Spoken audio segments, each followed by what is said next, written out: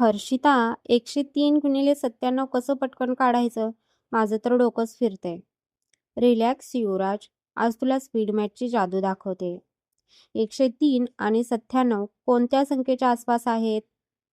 दोघंही 100च्या आसपास. अगदी बरोबर. 103 ला आपण 100 अधिक 3 असे लिहू आणि 97 ला आपण 100 वजा 3 असे लिहू. पहिल्या ब्रॅकेटमध्ये a प्लस बी, दुसऱ्या ब्रॅकेटमध्ये a minus B is equal to a square minus B square. इथे a बरोबर 100 आणि b बरोबर 3, म्हणून 100 अधिक 3 आणि 100 वजा 3 बरोबर 100चा स्क्वेअर मायनस 3चा स्क्वेअर. 100चा वर्ग बरोबर 10,000.